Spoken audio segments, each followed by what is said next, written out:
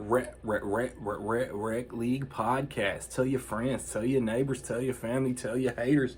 Available on Anchor, Spotify, Google Podcasts, Apple Podcasts, Radio Public, Podchaser, Good Pods, Pocket Cast, Breaker, Radio Public, and Stitcher at Rec League Podcast on Facebook, YouTube, and Instagram at Rec League Pod on Twitter. Episode 80 coming soon. Yo, whether you're watching this from Facebook, Twitter, click the link in my Instagram or YouTube itself. What up, world? So, I just finished the first season of Peacemaker. It is a 8-episode spin-off, television streaming spin-off of the Suicide Squad. It stars John Cena. It stars Danielle Brooks, Jennifer Holland, Steve Agee, Chuck Woody, Iwuji. I'm so sorry. I know I've said that wrong. Freddie Stroma and Robert Patrick. While making the Suicide Squad, like James Gunn kind of got the idea to give Peacemaker his own show.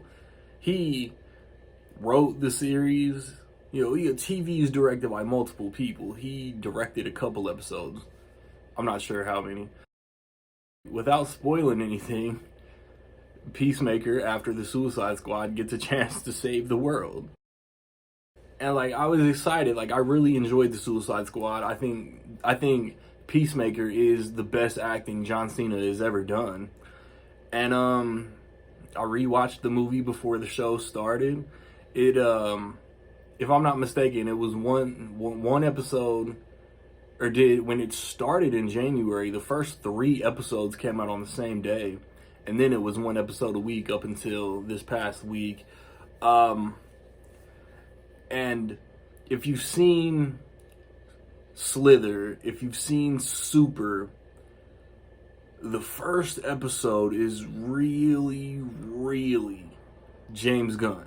It's real, like his humor, his quirkiness, his I don't know if I call it shocking. It's just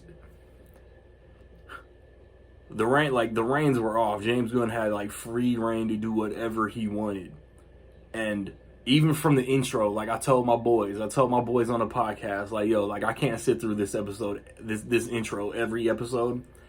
And I skipped it for episode 2, but episode 3 through the rest of the show, I finished it. I was nodding. That shit is a catchy jam now.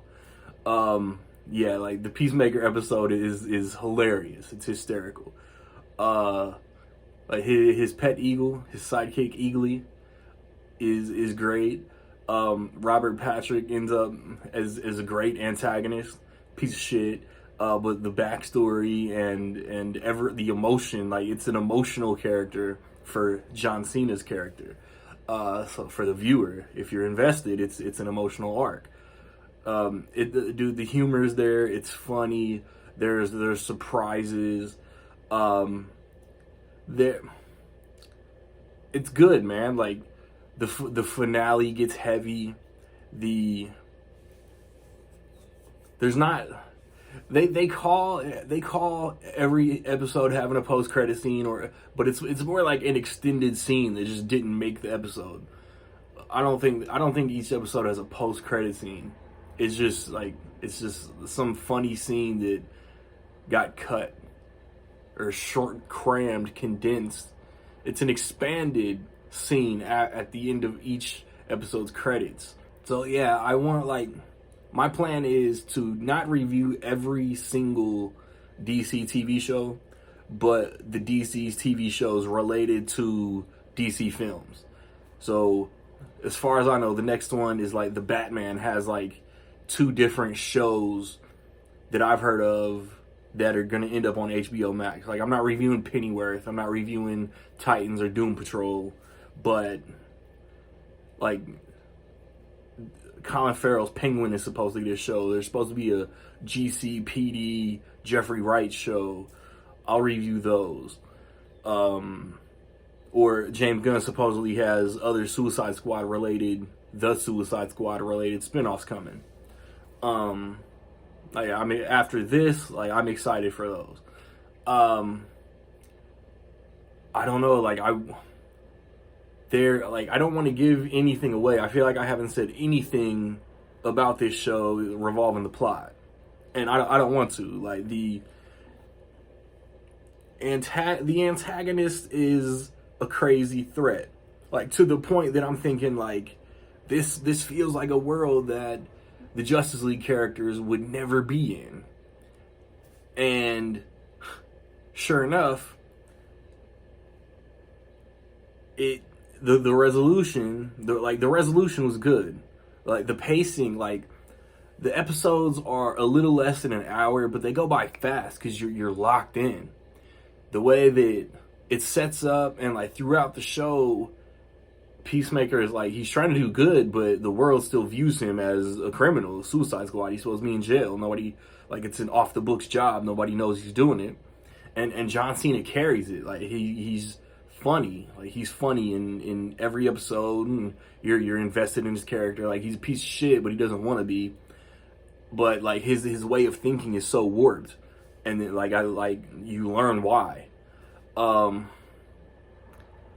yeah, I've said too much without giving anything away. I hope.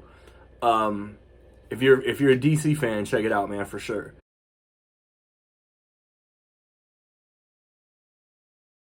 So with all that being said, I'll say that in my opinion, Peacemaker is almost dope as fuck.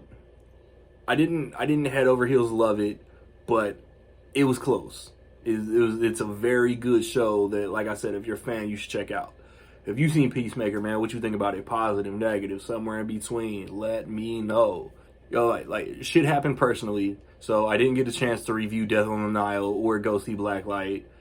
My Death on the Nile review is on Letterboxd if you want that shit.